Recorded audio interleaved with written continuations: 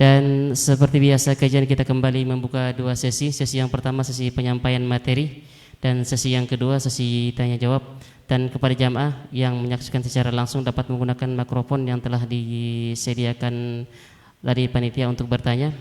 Dan terkhusus Anda pemirsa di rumah dapat melayangkan pertanyaan Anda melalui nomor WhatsApp yang telah tertera di layar kaca Anda. Baiklah, untuk memanfaatkan waktu yang ada kepada Ustaz Falyafadhal masykura wa ma'jura. Bismillahirrahmanirrahim. Assalamualaikum warahmatullahi wabarakatuh. Innal hamdalillah nahmaduhu wa nasta'inuhu wa nastaghfiruhu wa na'udzu billahi min shururi anfusina wa min sayyiati a'malina.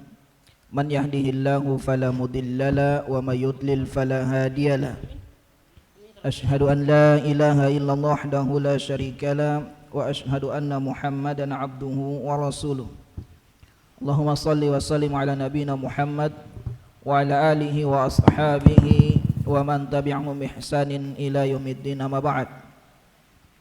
Jamaah sekalian yang semoga senantiasa dalam rahmat dan lindungan Allah Subhanahu wa taala.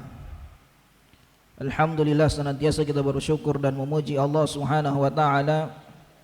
Allah Subhanahu wa taala masih memberikan kemudahan kepada kita semua untuk senantiasa hadir dan memakmurkan masjid-masjid Allah Subhanahu wa taala, melakukan kewajiban kita kepadanya, yaitu melaksanakan salat secara berjamaah.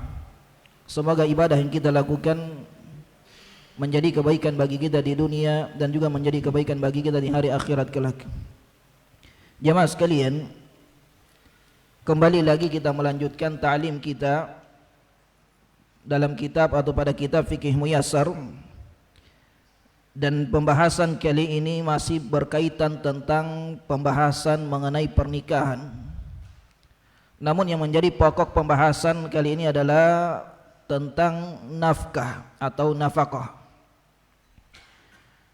Di dalam kitab ini para penulis mengatakan bahwasanya an-nafkah atau nafkah itu secara bahasa artinya diambil dari kata infak, mengeluarkan. Wa huwa fil asli bima'na ikhraj wan nafaq, dan makna aslinya adalah mengeluarkan dan menghabiskan. Ini kalau kita berbicara secara bahasanya tentang makna nafkah, yaitu mengeluarkan atau menghabiskan. Sedangkan secara istilah para ulama kita mengatakan kafayatu min man yamunuhu, memberikan nafkah atau infak kepada orang-orang yang diwajibkan baginya untuk dia bertanggung jawab atas mereka, atau diwajibkan bagi dirinya mengeluarkan atau menafkahkan hartanya kepada orang yang menjadi tanggung jawabnya bil ma'ruf, dengan cara yang baik, qutan wa kiswatan wa maskanan, dalam bentuk makanan, pakaian dan tempat tinggal, wa tawabi'iha, dan segala hal yang berkaitan tentang hal-hal tersebut. Jadi secara istilah jamaah sekalian, bahwasanya nafkah yang mendasar yang disyariatkan oleh agama kepada kita sebagai laki-laki untuk istri dan anak kita adalah yang disebutkan oleh para ulama kita itu makanan, pakaian dan tempat tinggal. Inilah nafkah yang mendasar yang diwajibkan bagi kita. Tetapi akan ada penjelasan lebih rinci nantinya mengenai hal-hal yang menjadi tambahan dalam kehidupan bagi mereka para wanita, apakah juga menjadi tanggung jawab nafkah bagi kita atau tidak.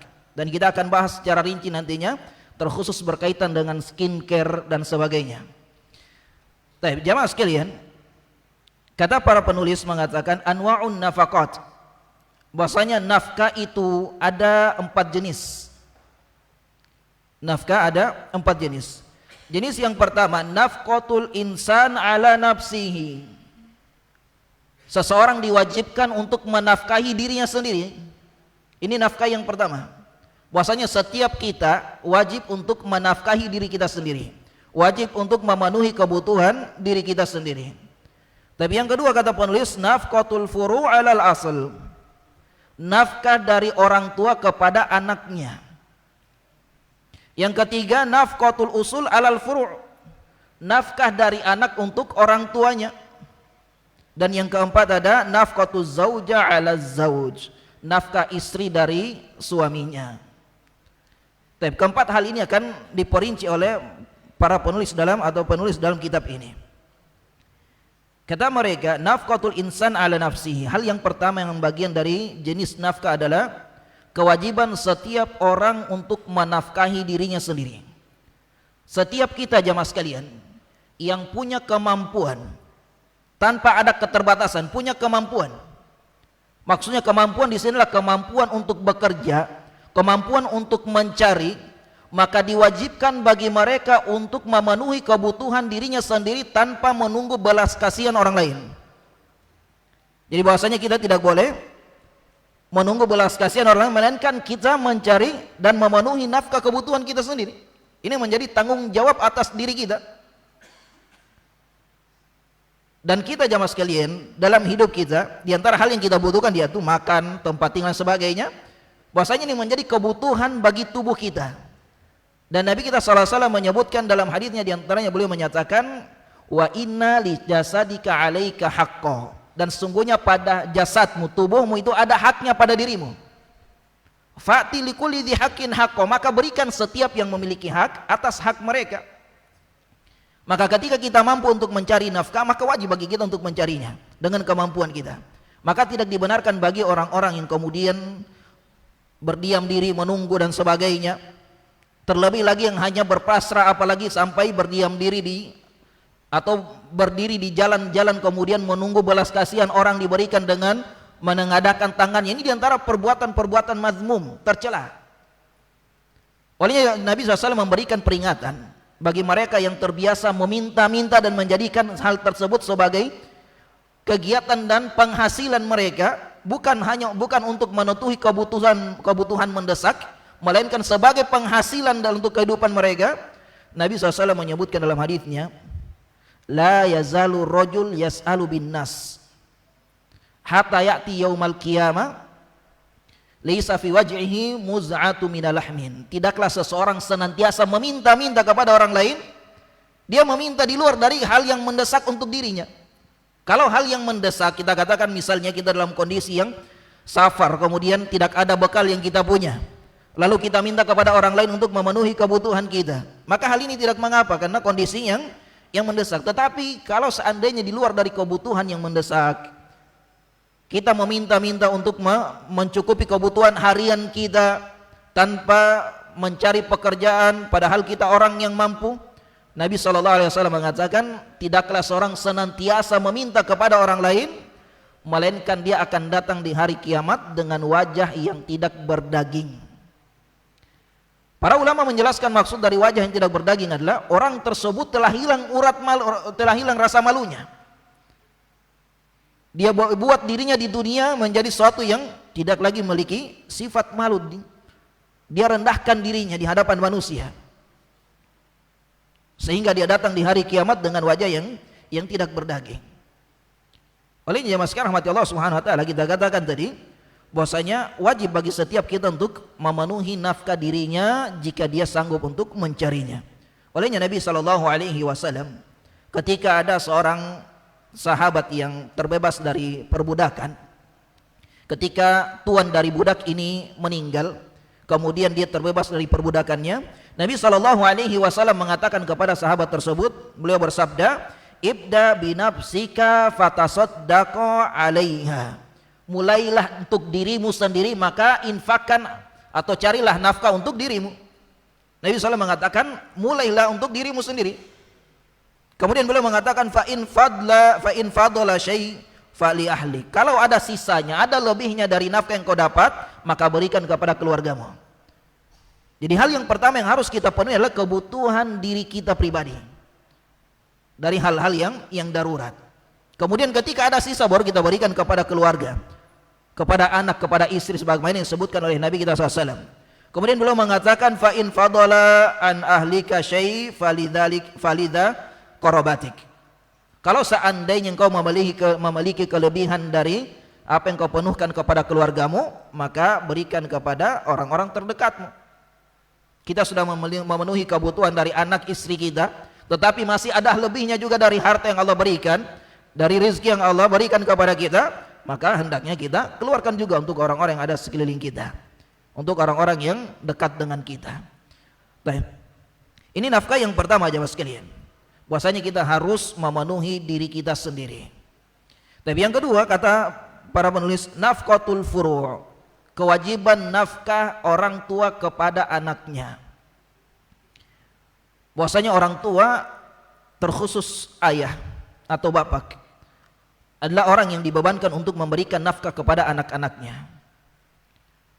Olehnya Allah Subhanahu wa taala menyebutkan di dalam firman-Nya, wa 'alal mauludi lahu rizquhunna wa kiswatuhunna bil ma'ruf. Dan kepada ibu-ibu yang melahirkan dari suami-suami mereka, maka suaminya wajib memberikan nafkah kepada istrinya, kepada ibu-ibu tadi, istrinya, dari bentuk makanan, pakaian dengan cara yang ma'ruf. Para ulama menjadikan ayat ini sebagai dasar dan dalil juga tentang kewajiban nafkah seorang ayah kepada anaknya. Karena di dalam ayat yang lain atau di dalam hadis juga Nabi kita sallallahu alaihi wasallam ketika menyebutkan tentang ada seorang wanita berkata kepada Nabi sallallahu alaihi wasallam, beliau menyatakan, "Ya Rasulullah, inna Aba Sufyan rajulun syahih." Wanita tersebut datang kepada Nabi dan mengatakan, "Ya Rasulullah, suami saya Abu Sufyan itu laki-laki yang syahih." Syahih itu bakhil, lebih parah dari bakhil. Jadi kalau kita katakan orang yang pelit lebih parah dari pelit, kikir. Bahkan para ulama menerjemahkan syahih ini orang yang bukan cuma pelit pada orang lain tapi pelit pada dirinya juga. Jangankan untuk orang lain dia berikan, pada dirinya saja dia tahan-tahan. Ini disebut dengan syahih. Jadi wanita tersebut mengatakan, "Ya Rasulullah, Abu Sufyan syahih, rajulun syahih." Laki-laki yang pelit. Pelit bagi keluarganya, pelit juga untuk dirinya. Kemudian kemudian dia mengatakan, "Walaisa yu'tini ma yakfini wa waladi." Dan dia tidak memberikan apa yang cukup dari kebutuhan kami untuk aku dan anakku. Jadi wanita tersebut mengatakan dia tidak memberikan kecukupan atau tidak mencukupi kebutuhan saya dan anakku. Kemudian dia mengatakan, "Illa ma akhadtu minhu wa huwa la ya'lam." Kecuali dari apa yang aku ambil dari hartanya dengan cara dia tidak mengetahuinya. Karena kondisinya yang pelit, kami kekurangan, tidak bisa mencukupi kebutuhan kami dari apa yang dia belikan. Kemudian saya mengambil dari hartanya dengan cara sembunyi-sembunyi. Lalu Nabi SAW bersabda dan berkata kepada wanita tersebut, "Khudhi ma yakfiki wa waladiki bil ma'ruf." Ambillah dari apa yang memenuhi atau mencukupi kebutuhanmu dan kebutuhan anakmu dengan cara yang baik. Dan dari hadis ini bahwasanya menunjukkan nafkah kepada anak adalah hal yang diwajibkan bagi suami atau bagi orang tua. Olehnya Nabi kita sallallahu alaihi wasallam juga di antara yang menjadikan dalil rujukan tentang kewajiban seorang bapak menafkahi anaknya adalah Nabi SAW mengatakan, "Kullukum ra'in wa kullukum mas'ulun an ra'iyatihi." Setiap kalian adalah pemimpin dan setiap kalian akan dimintai tentang pertanggungjawaban kepemimpinannya. Seorang ayah bertanggung jawab dan memimpin rumah tangganya, memimpin anak dan istrinya. Dia bertanggung jawab atas nafkah kepada anak dan istrinya. Dia bertanggung jawab atas pendidikan dan agama anak dan istrinya. Maka semua hal ini akan menjadi pertanggungjawaban di hadapan Allah Subhanahu wa taala untuk dirinya yang akan ditanyai oleh Allah Subhanahu wa taala. Maka termasuk diantaranya adalah bahwasanya dia memiliki amanah memberikan nafkah kepada anak istrinya. Ketika dia melalaikan nafkahnya, maka dia telah melalaikan amanahnya yang Allah berikan dan bebankan di pundaknya. Maka akan diminta pertanggungjawaban hal tersebut. Dan Nabi kita SAW mengatakan di antara hal yang akan ditanya di antaranya adalah lan tazula qadama 'abdin yaumal qiyamah, tidak akan bisa bergerak atau tidak akan bergerak kaki seorang hamba di hari kiamat hatta yus'al an arba', sampai ditanya tentang 4 perkara. An malihi min aina iktasaba wa fima anfaqa, di antaranya hal yang ditanyakan adalah tentang hartanya dari mana dia dapat dan untuk apa dia infakkan, dia keluarkan. Apakah dia memenuhi kewajibannya yaitu memberikan nafkah kepada anak istrinya atau tidak? maka ini akan menjadi hal yang akan ditanyakan pada dirinya di hadapan Allah Subhanahu wa taala.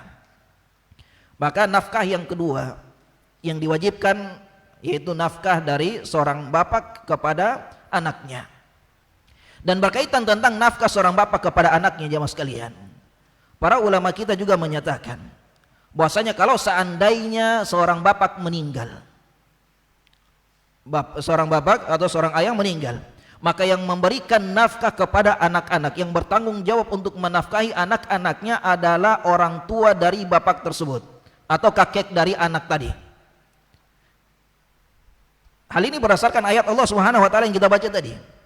Bahwasanya Allah Subhanahu wa taala menyebutkan wa 'alal mauludi lahu rizquhunna wa kiswatuhunna bil ma'ruf. Kepada wanita-wanita yang melahirkan, maka ada kewajiban suami untuk atau kewajiban bapak-bapak untuk memenuhi nafkah mereka dari makanan dan pakaiannya dengan cara ma'ruf. Para ulama mengatakan bahwasanya maksud dari yang diwajibkan kewajiban di sini adalah bapak dan sampai ke atasnya, yaitu kakeknya. Kalau seandainya bapaknya tidak mampu, maka kakeknya yang kemudian bertanggung jawab untuk memberikan nafkah kepada anak cucunya. Kalau seandainya kakeknya tidak ada, maka dilimpahkan kepada saudara laki-laki dari ayahnya. Maka saudara laki-laki dari bapak ini yang kemudian menjadi orang yang bertanggung jawab memberikan nafkah kepada anak-anak tadi. Sama halnya ketika kita melihat ada anak-anak yang orang tuanya atau bapaknya meninggal, menjadi yatim. Maka terkadang kita mendapatkan sebagian masyarakat, sebagian orang, mereka bebankan nafkah untuk anak tersebutlah kepada ibunya. Padahal sama sekali ibu tidak memiliki kewajiban nafkah. Yang memiliki kewajiban memberikan nafkah adalah saudara dari bapaknya, saudara laki-laki dari bapaknya atau ayah dari bapaknya. Namun yang kita dapati adalah mereka seakan-akan berlepas tangan dan tidak memperdulikan tentang tanggung jawab tersebut.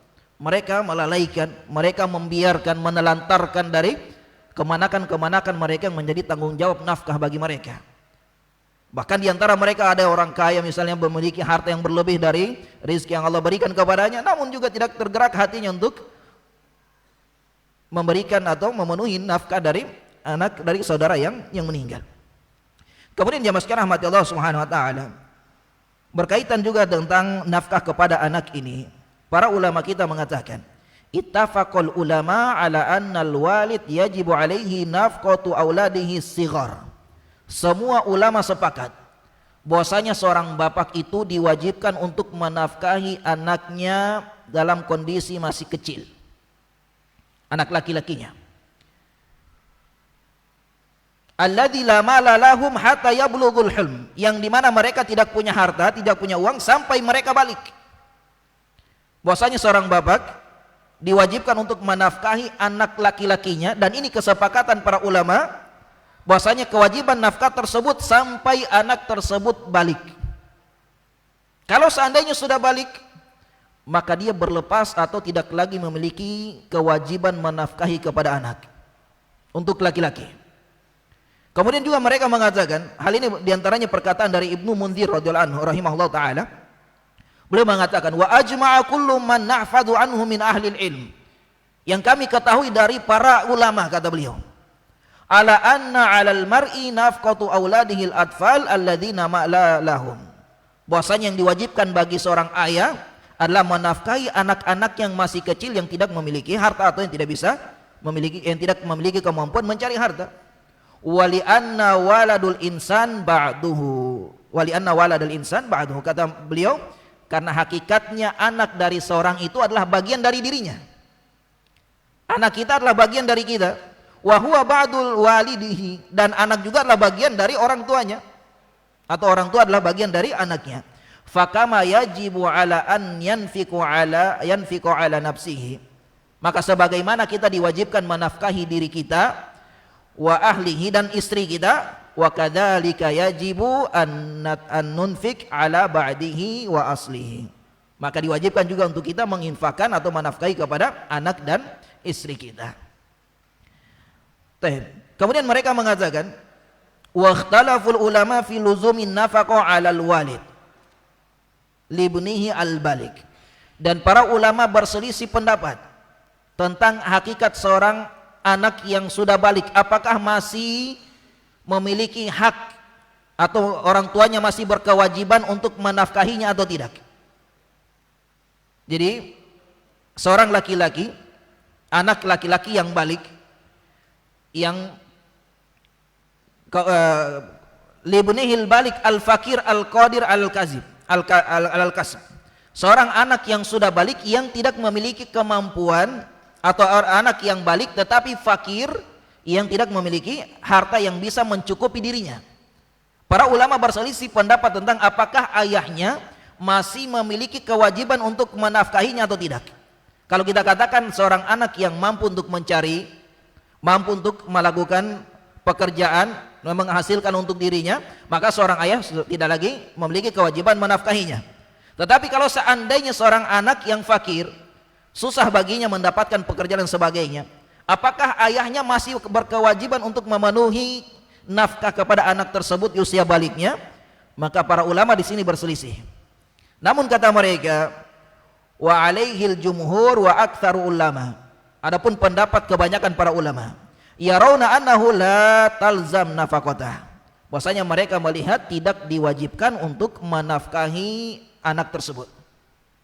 Jadi kalau seandainya anaknya sudah balik, anaknya mampu bekerja, meskipun kondisinya yang fakir, seorang bapak tidak lagi memiliki kewajiban untuk menafkahi anak tersebut, karena hakikatnya dia sudah memiliki kemampuan untuk mencari nafkah, memiliki kemampuan mencari nafkah. Maka di sini jamaah sekalian rahmat Allah Subhanahu wa taala, terkadang banyak di antara anak-anak itu tidak paham tentang hakikat nafkah pada diri mereka, sehingga mereka banyak yang kemudian lalai dan kemudian hanya mengandalkan dari pemberian orang tua, bahkan bukan cuma sekedar menunggu dari pemberian orang tua, bahkan mereka kemudian menghabiskan dan melakukan israf, sesuatu yang berlebihan dalam harta dari orang tua mereka.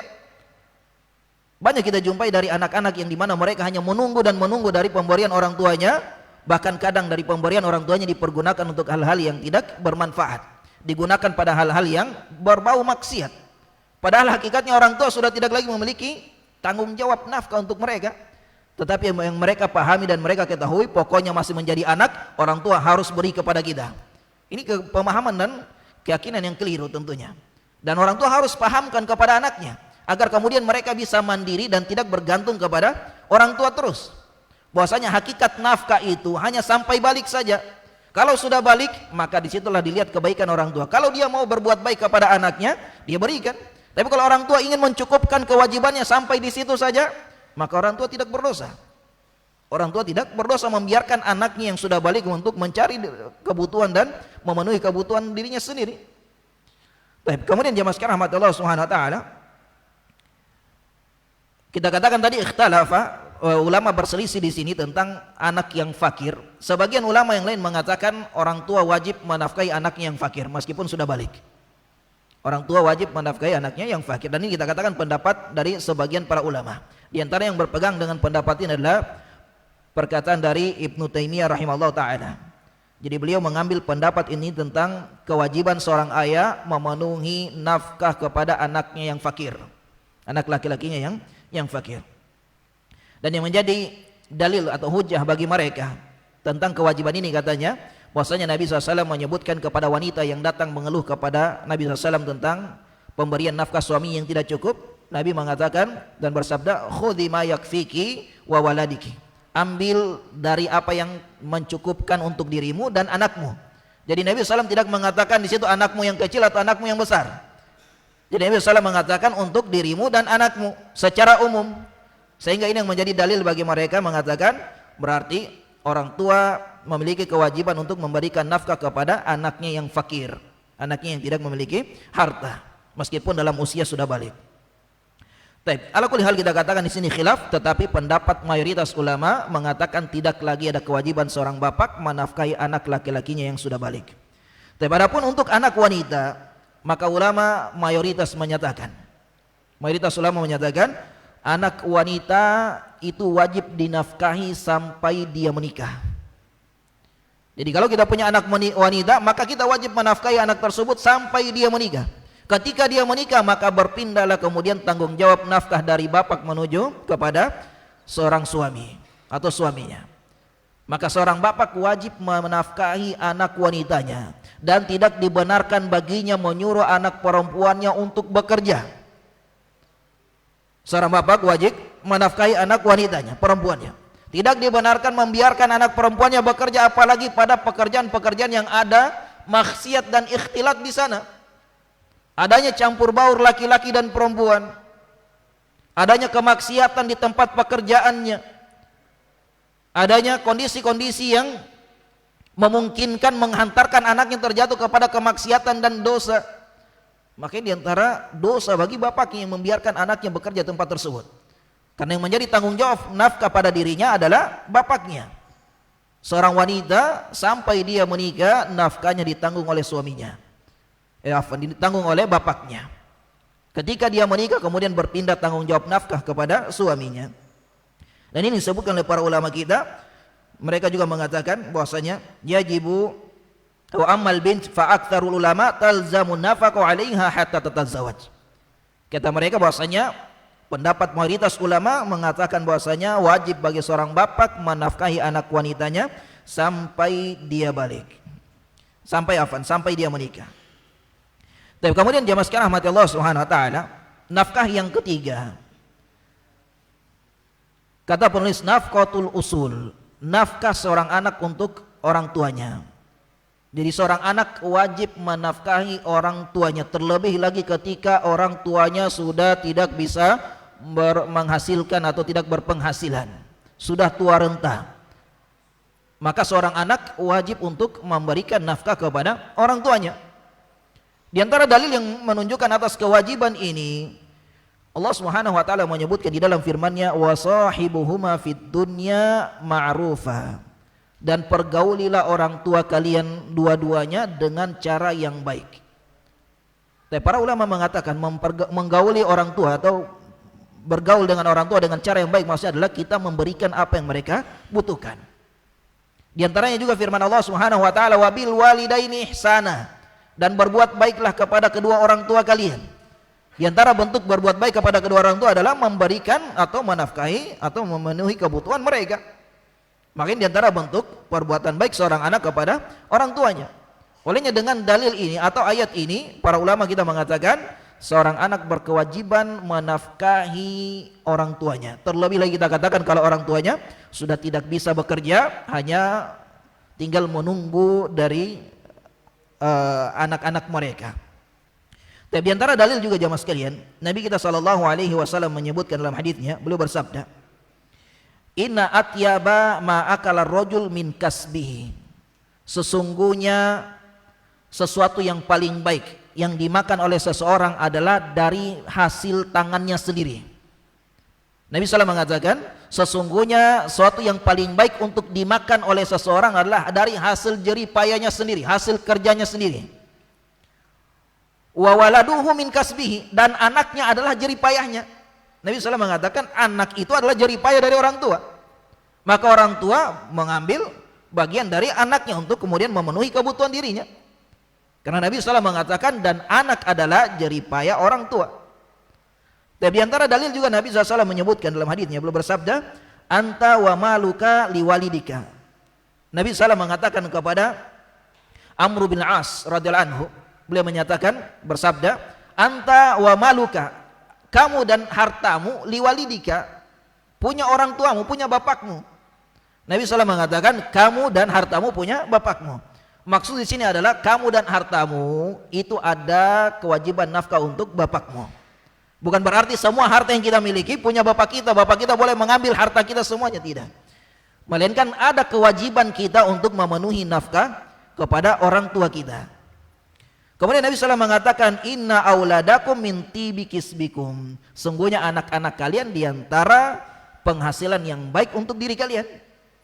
Jadi kita mengambil dari anak kita diantara mengambil sesuatu yang baik untuk kita makan, diantara penghasilan yang baik untuk dimakan. Fakulu min kasbi auladikum, maka makanlah kalian dari apa yang kalian dapati dari anak-anak kalian. Tapi ini menjadi dalil bahwasanya seorang anak wajib menafkahi orang tuanya. Jadi kita katakan seorang anak wajib menafkahi orang tua mereka. Tapi kemudian jamaah sekalian rahmati Allah Subhanahu wa taala, nafkah yang keempat yang disebutkan oleh penulis nafqatuz zaujah, nafkah untuk istri. Ini yang lebih mungkin agak panjang pembahasannya. Bahwasanya seorang suami memiliki kewajiban memberikan nafkah kepada istrinya. Sebagaimana kita katakan tadi, seorang wanita setelah dia menikah, maka kewajiban nafkah yang tadinya dari orang tua berpindah dan beralih kepada suaminya. Maka kemudianlah suami yang memiliki kewajiban menafkahi istrinya. Olehnya Allah Subhanahu wa taala berfirman, "Ar-rijalu qawwamuna 'alan nisa." Bahwasanya para laki-laki itu adalah pemimpin dari kalangan wanita. Pemimpin dari para wanita. Bima faddalallahu ba'dahum 'ala ba'd. Dari kelebihan yang Allah berikan kepada mereka. Wa bima anfaqu min anwalihim, dan dari harta yang Allah berikan kepada mereka. Bahwasanya Allah menyatakan laki-laki itu pemimpin dari para wanita, dan laki-laki diantara bentuk kepemimpinannya adalah memberikan nafkah kepada mereka. Jadi seorang laki-laki kita katakan kalau dia tidak memberikan nafkah kepada istrinya, maka pincang kepemimpinannya, maka rusak kepemimpinannya, maka akan menjadi sebab dia akan direndahkan dan dijatuhkan karena tidak memenuhi kewajibannya, yaitu memberikan nafkah kepada istrinya. Terlebih lagi kalau seandainya istrinya berpenghasilan dan memiliki penghasilan yang lebih dari suaminya, ini terkadang menjadi malapetaka dan awal dari terjadinya cekcok dan kerusakan dalam rumah tangga. Karena istri merasa lebih dari suaminya, memenuhi kebutuhannya sendiri, bahkan mungkin juga memenuhi kebutuhan rumah tangganya, kemudian mulai melonjak dan semena-mena dan tidak mau lagi tunduk dan taat kepada suaminya. Ini antara sebab-sebab dari kerusakan dalam rumah tangga. Tentu ini terjadi dengan mereka atau karena mereka yang tidak, atau rumah tangga tidak dibangun di atas keimanan dan ketakwaan kepada Allah Subhanahu wa taala. Kemudian jamaah sekalian rahmat Allah Subhanahu wa taala, di antara dalil juga kewajiban seorang suami menafkahi istrinya adalah Nabi kita sallallahu alaihi wasallam menyebutkan dalam hadisnya, walahunna alaikum rizquhunna wa kiswatuhunna bil ma'ruf. Dan kepada diri kalian, kalian wajib menafkahi kepada istri-istri kalian untuk memberikan makan, memberikan pakaian dengan cara yang ma'ruf. Nabi sallallahu mengatakan wajib bagi kalian memberikan makan, memberikan pakaian dengan cara yang ma'ruf. Kemudian di antara dalil juga yang kita sebutkan tadi, hadis dari istri dari Abu Sufyan yang dimana Nabi mengatakan khudhi ma yakfiki wa waladiki bil ma'ruf. Ambillah dari harta suamimu dengan cara yang ma'ruf, yang untuk memenuhi kebutuhan dirimu dan anakmu. Tapi kemudian jamaah sekalian rahmati Allah Subhanahu wa taala, bahwasanya nafkah apa yang diwajibkan oleh seorang suami kepada istrinya? Apakah semua kebutuhan istri, mau kebutuhan yang hanya sekedar bentuknya penyempurna dalam, bukan sebagai sesuatu yang mendesak, apakah suami juga wajib untuk memberikan dan memenuhi kebutuhan tersebut? Kata para ulama kita, fayalzamu zauj nafqatu zaujatihi, diwajibkan bagi seorang suami menafkahi istrinya kutan wasakna wa kiswatan, adalah memberikan makan, memberikan pakaian, dan memberikan tempat tinggal. Bima yasluh limitliha, dan apa yang semisal yang dibutuhkan untuknya, yang mendesak dan darurat. Jadi segala hal dari tiga hal ini yang disebutkan, makanan, pakaian, dan tempat tinggal, ini para ulama mengatakan sesuatu yang darurat. Maka segala hal yang bentuknya darurat, maka wajib bagi suami memberikan nafkah kepada istrinya. Di antara bentuk hal yang darurat sebagaimana disebutkan oleh para ulama, semisal adalah obat untuk istrinya, yang dimana istrinya sakit membutuhkan pengobatan, maka suami wajib memenuhi kebutuhan istrinya dalam untuk memenuhi untuk penyembuhan dan pengobatan istrinya. Ini disebutkan oleh para ulama kita di antara bentuk-bentuk hal yang menjadi kebutuhan darurat. Kemudian kata mereka, wa hadhihi nafaqah tajibu lizauja allati fi ismatihi wa dzalika mutallaqa talaqan raj'iyan. Dan nafkah ini diharuskan untuk diberikan kepada istri, begitu juga istri yang sudah ditalak tetapi masih dalam talak raj'i, talak rujuk, masih talak yang kedua, yang belum selesai masa iddahnya. Jadi seorang wanita yang ditalak, talak satu, talak dua, belum habis masa iddahnya, maka wajib bagi seorang suami memberikan nafkah kepada istrinya. Bukan berarti ketika dia sudah talak sudah berlepas tanggung jawabnya, tidak, sampai berakhir dari masa iddahnya. Begitu juga seorang istri yang ditalak dalam kondisi dia hamil, maka seorang suami wajib menafkahi istri tersebut sampai dia melahirkan. Jadi ini kewajiban dari suami memberikan nafkah kepada istrinya. Madamat fil iddah, selama istrinya masih dalam masa iddahnya. Wa amal mutallaqal bain, adapun seorang wanita yang sudah ditalak 3, yang sudah tidak ada lagi kesempatan untuk rujuk, maka fala sakana ila antakuna hamilan, maka tidak ada lagi hak baginya untuk tempat tinggal, tidak lagi ada hak baginya untuk nafkah, makanan dan pakaian. Ila antakuna hamilan, kecuali kita katakan kecuali wanita tersebut dalam kondisi hamil. Kalau dia sudah ditalak 3 dalam kondisi hamil, kita sudah talak 3 kali, tapi kondisi istri kita ini dalam kondisi hamil, maka kita tetap wajib memberikan nafkah kepadanya sampai dia melahirkan. Kalau seandainya dia kondisinya tidak hamil, maka talak 3 kemudian menjadi akhir dari kewajiban kita kepadanya. Kita tidak lagi wajib memberikan nafkah, makanan, pakaian, tempat tinggal. Tapi kalau kondisinya hamil, maka wajib bagi kita sampai dia melahirkan. Hal ini berdasarkan firman Allah Subhanahu wa taala, wa in kunna ulati hamlin fa anfiqu alaihin, dan jika mereka istri-istri kalian sedang hamil, fa anfiqu alaihin, maka berikan nafkah kepada mereka hatta yad'ana hamlahun, sampai mereka melahirkan. Maka kewajiban bagi kita tetap untuk memenuhi nafkah mereka sampai istri tersebut melahirkan. Ketika dia sudah melahirkan, maka kita telah berlepas dari tanggung jawab nafkah kepadanya, berarti yang menjadi tanggung jawab kita ketinggal kepada anak kita yang dilahirkan oleh wanita tersebut. Tapi kemudian jamaah sekalian rahmati Allah Subhanahu wa taala, berkaitan tentang nafkah wanita, nafkah kepada istri. Para ulama kita mengatakan, nafqatu zauja yajibu 'ala zauj nafqatu zaujatiha fid daruriyat. Seorang suami diwajibkan untuk memberikan nafkah kepada istrinya pada segala kondisi yang darurat, pada hal-hal yang dibutuhkan yang bentuknya darurat. Al-asasi, yang menjadi pokok kebutuhannya, Amma mukammilat kal jawal was skincare. Adapun kebutuhan yang sebagai pelengkap saja, seperti HP, seperti skincare, wala yajibu alaihi, maka tidak diwajibkan bagi suami untuk memberikan nafkah. Tapi di sini ada perincian jemaah sekalian, tidak sampai di sini saja. Jangan sampai kita katakan sampai di sini kemudian kita katakan berarti kita tidak wajib beli HP untuk istri, tidak wajib beli skincare untuk istri, tidak. Tapi ada penjelasan rincinya. Ama in kana daruratan istimalihi, adapun kalau seandainya kebutuhan itu menjadi kebutuhan yang darurat karena sebab zaman dan lingkungannya. Kita katakan kebutuhan yang darurat karena sebab zaman dan lingkungannya, fayu'tabar minal kafaya, maka ini disebut atau dianggap sebagai bentuk kewajiban untuk memenuhi kebutuhan.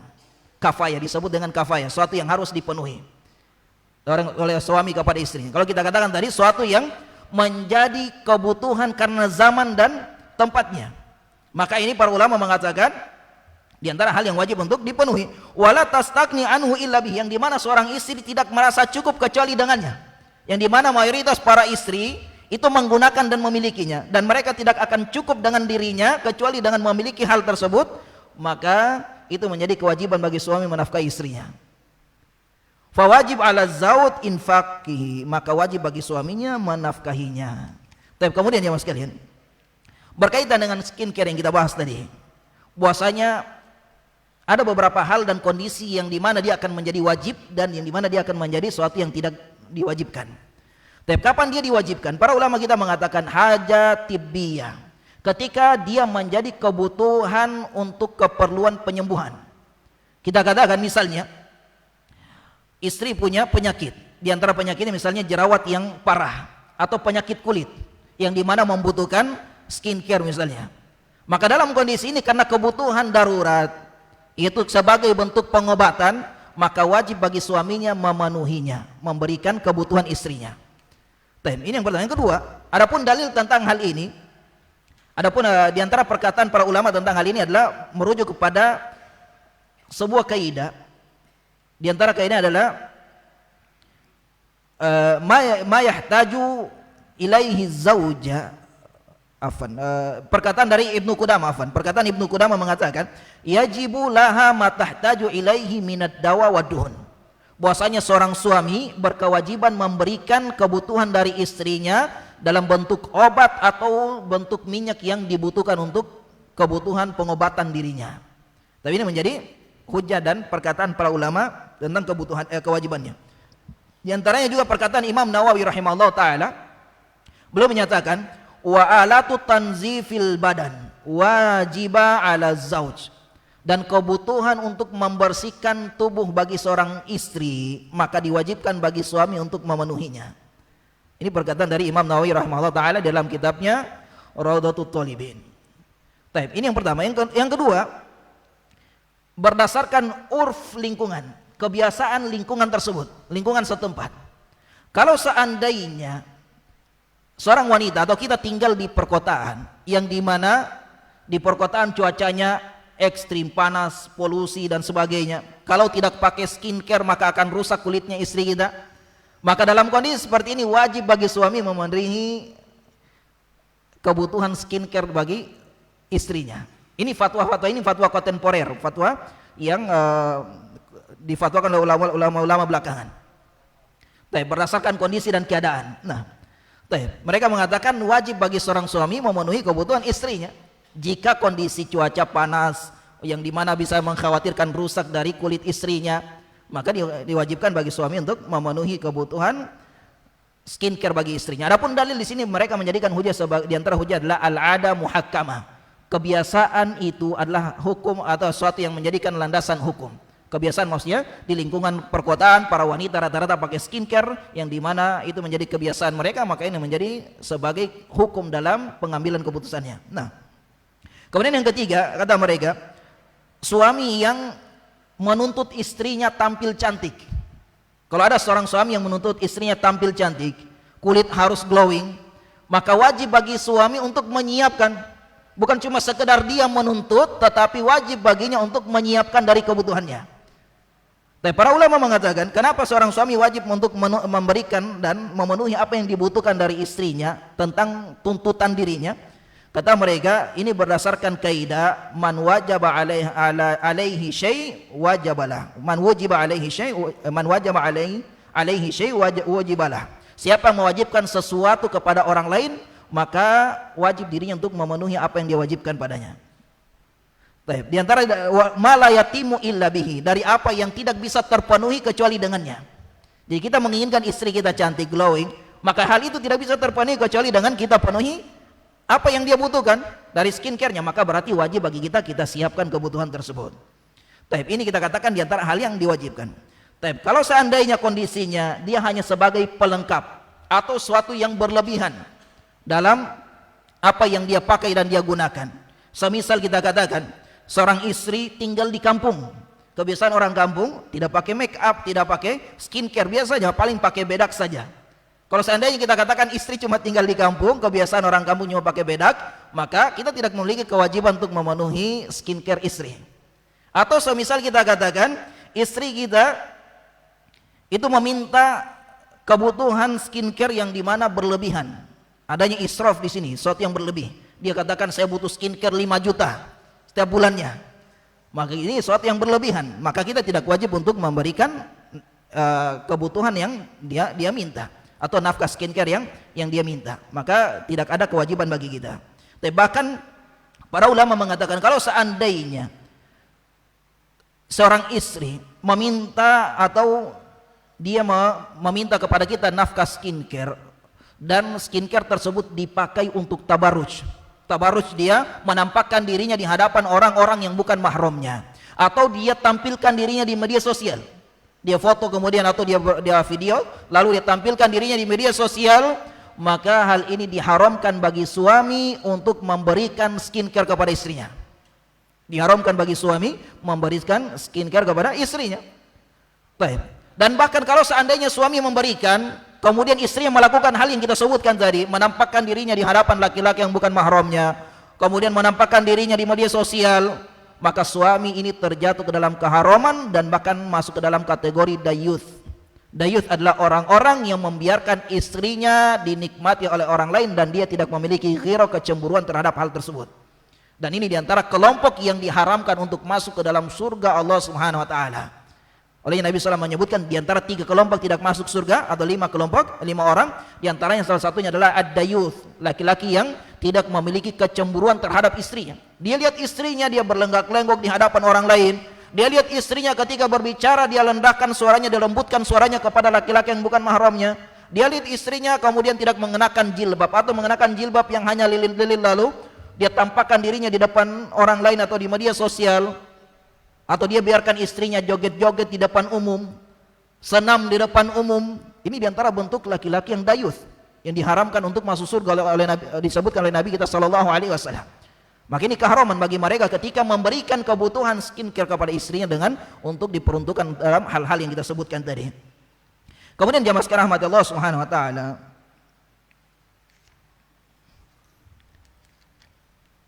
kalau seandainya dalam pernikahan seorang wanita yang mengatakan, saya mau terima pernikahan tapi dengan syarat kau harus penuhi kebutuhan skincare saya.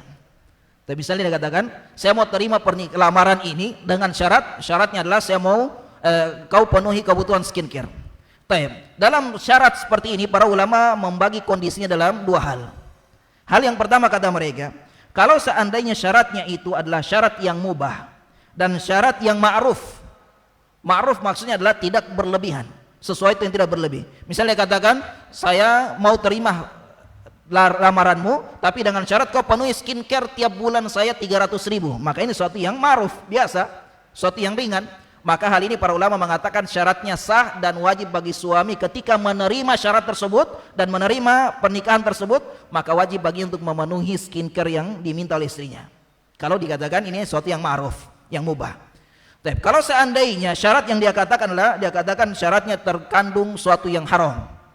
Dia katakan, saya mau terima lamaranmu dengan syarat kau kasih skincare ini, misalnya suatu yang terbuat dari hal yang haram.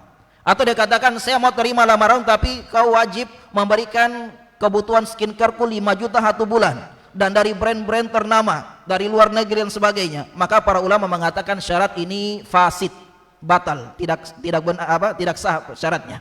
Maka suami tidak memiliki kewajiban untuk memenuhi apa yang diwajibkan oleh yang diminta oleh istrinya, karena syaratnya tidak sah. Kata para ulama kita, dan ini adalah syarat yang tidak sah dan karena terdapat israf, berlebih-lebihan di dalamnya, sehingga tidak diwajibkan bagi suami untuk memberikan nafkah skincare tersebut kepada istrinya. Tapi ini berkaitan tentang kebutuhan nafkah seorang istri dari suaminya. Terakhir jamaah sekalian disebutkan penulis tentang hakikat nafkatul bahaim, kewajiban memberikan nafkah kepada hewan ternak yang diternak atau yang dirawat. Bahwasanya kata para penulis, yajibu alaman malaka bahimata it'amiha, bahwasanya diwajibkan bagi setiap mereka yang memiliki hewan ternak, yang dia ternak, yang dia pelihara, untuk memberikan makan kepada hewan tersebut. Wasakiha, dan juga wajib baginya untuk memberikan minum kepada hewan tersebut. Wal qiyam bi syu'uniha, wajib baginya untuk memberikan atau mengurusi keperluan hewan tersebut. Wa ri'ayatiha, wajib juga baginya untuk memeliharanya. Bagi mereka yang memelihara kucing, bagi mereka yang memelihara ayam, mereka yang memelihara hewan-hewan ternak yang lain, wajib untuk diberikan hak dari hewan tersebut. Hal ini berdasarkan hadis dari Nabi kita sallallahu alaihi wasallam. Nabi SAW mengatakan, dakhalatim ra'a an-nara fi hira rabatatha. Seorang wanita masuk ke dalam neraka, dilemparkan ke dalam neraka karena perkara kucing yang dia ikat. Dia rawat seekor kucing, dia kandang seekor kucing, tetapi fala hiya at'amatha, dia tidak memberikan makan kepada kucing tersebut. Wala hiya arsalatha ta'kul min hasyashil ard, dan dia tidak membiarkan kucing tersebut mencari makan dari serangga-serangga yang ada di tanah. Dia kurung kucingnya, dia biarkan begitu saja, dia tidak memberikan makan dan sebagainya. Hatta mata hazlan, sampai kucing tersebut mati karena kelaparan dan kurus. Maka wanita tersebut kemudian dilemparkan ke dalam neraka karena sebab dari kezaliman yang dia lakukan kepada hewan ternaknya. Olehnya dengan hadis ini para ulama kita mengatakan wajib bagi setiap mereka yang memiliki hewan ternak untuk memenuhi kebutuhan dari hewan tersebut. Wajib baginya memeliharanya, wajib baginya untuk merawatnya dengan baik, wajib baginya untuk memberikan makan dan minum dari kebutuhan hewan ternaknya. Kemudian kata mereka, fa in ajaza malik bahimat anil infaq 'alaiha. Kalau seandainya ada yang punya hewan peliharaan dan dia tidak memiliki kemampuan untuk memberikan nafkah kepada peliharaan tersebut, ajbaru ala bai'iha, maka diharuskan atau dipaksa orang tersebut untuk menjual hewannya kalau seandainya dia hewan yang bisa dijual. Au ta'jiriha, atau dia menyewakan hewannya kalau seandainya hewan yang bentuknya sapi, kuda dan sebagainya bisa disewakan untuk dipakai di ladang. Au dzabhiha, atau hewan yang bisa dimakan dagingnya maka hendaknya disembelih. Au in kanat mimma yukal li'anna baqauha fi milkihi ma adami infaq alaihi hazul. Karena kalau kita biarkan hewan tersebut kepada tuannya tanpa diberikan nafkah, tanpa dirawat dengan baik, maka ini merupakan kezoliman yang dia lakukan. Wa zulmu yajibu izalatuhu, dan kezoliman wajib untuk dicegah dan dihilangkan. Maka tidak boleh kita biarkan dia kemudian menyiksa dan mengganggu hewan. Begitu juga jamaah sekalian, bahwasanya hewan yang kita pelihara tidak boleh kemudian kita siksa. Banyak kita dapatkan di antara kalangan masyarakat, mereka mengadu domba, mereka mengadu ayam dan sebagainya. Ini kezaliman, merupakan hal yang akan dimintai pertanggungjawaban di hadapan Allah Subhanahu wa taala. Jangankan hewan-hewan ini diadu oleh manusia, mereka beradu dengan sendirinya saja itu akan ditanyai di hadapan Allah Subhanahu wa taala. Hewan-hewan yang beradu dengan sendirinya tanpa ada upaya dari manusia untuk mengadunya. Nabi SAW ketika berjalan dengan Abu Dzar Al-Ghifari, melihat 2 ekor kambing saling menanduk, Nabi mengatakan, "Ya Abu Dzar, atadri fi ma tantadhan?" Wahai Abu Dzar, apakah engkau tahu kenapa sebab mereka bertanduk, saling menanduk? Abu Dzar mengatakan, "Wallahu a'lam, Allah wa rasuluhu a'lam." Kemudian Nabi mengatakan, "Walakinallaha yadri wa sayaqdi bainahuma." Allah tahu apa sebabnya dan Allah akan mengqadha atau memberikan putusan hukum nanti di antara keduanya. Bagaimana lagi kalau seandainya hal ini disebabkan karena perbuatan manusia? Ada upaya dari manusia untuk mengadunya, bahkan sampai kemudian melukai dari hewan-hewan tersebut, bahkan ada mungkin yang mati dari aduan tersebut. Maka ini merupakan kezaliman yang akan dimintai pertanggungjawabannya. Dan Nabi SAW mengatakan seorang wanita dimasukkan ke dalam neraka karena sebab kezalimannya kepada hewan. Maka ini juga yang akan menjadi sebab mereka bisa dilemparkan ke dalam neraka karena kezaliman mereka menzalimi hewan-hewan peliharaan mereka. Tapi semoga bermanfaat bagi kita semua. InsyaAllah kita lanjutkan di pertemuan yang akan datang. Selanjutnya kita serahkan kepada panitia. Barakallahu fikum. Alhamdulillah, itulah tadi penyampaian materi dari Ustaz. Selanjutnya kita beralih ke sesi yang kedua, sesi tanya jawab. Kepada jemaah yang ingin bertanya kami persilahkan.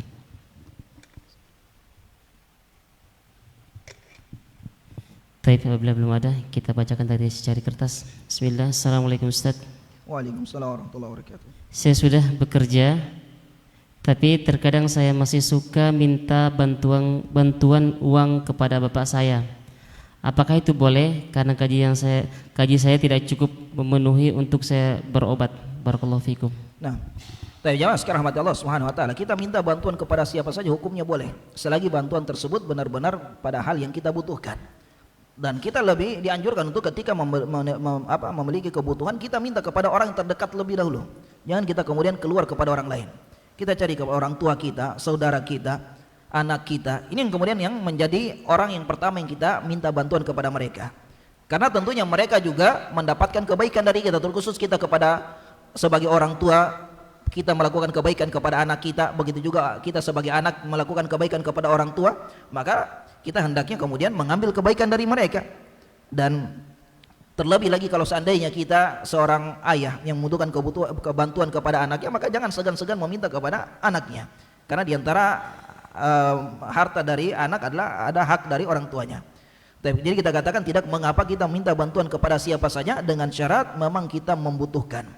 Dengan syarat kita membutuhkan hal tersebut. Dan jamaah sekalian, ada satu hal juga yang masih kita pahami, bahwasanya kalau seandainya ada orang yang dimana benar-benar dia butuh, dia butuh dan meminta bantuan kepada kita, kemudian dia mengatakan as'aluka billah, dia mengatakan saya minta bantuan kepadamu karena Allah Subhanahu wa taala, maka tidak boleh bagi kita untuk menolaknya jika kita mampu.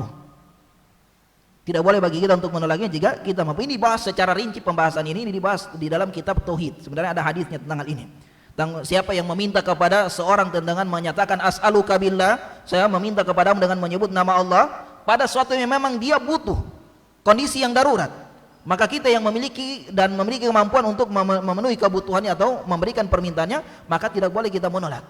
Di antara hal yang harus kita berikan adalah di antara hak dia adalah kita berikan. Ini dengan kondisi kita katakan memang dia adalah orang yang butuh dan kondisinya darurat dan kita mampu. Kalau seandainya dia katakan demikian, as'aluka billah. Nah, Tapi jangan sampai kita jadikan ini sebagai senjata kemudian kita minta kepada orang lain. As'alu kabila, kemudian kita minta kepada semua orang yang kita dapai dan kita jumpai. Ini merupakan kekeliruan juga tentunya. Barakallahu fikum. Dari jamaah kami persilakan apabila ada pertanyaan.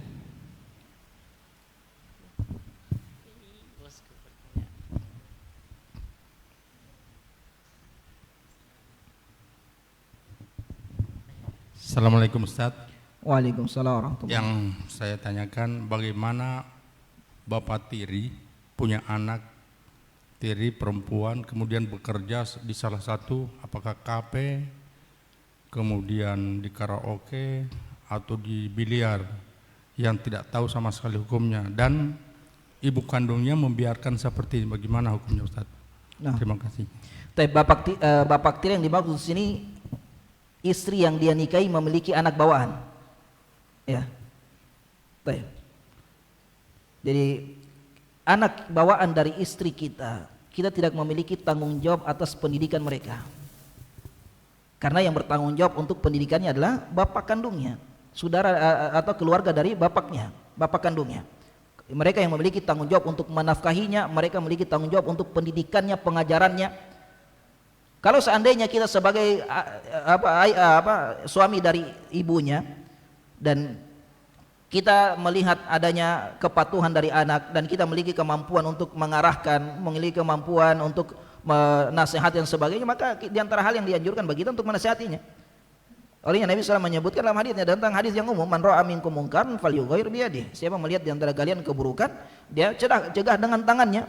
Fa illam yastati fa bilisani, kalau tidak mampu dengan lisannya, fa illam yastati fa biqalbi, kalau tidak mampu lagi dengan hatinya. Maka kita punya wewenang di situ, kita punya kemampuan untuk menasihatinya, kita nasihati.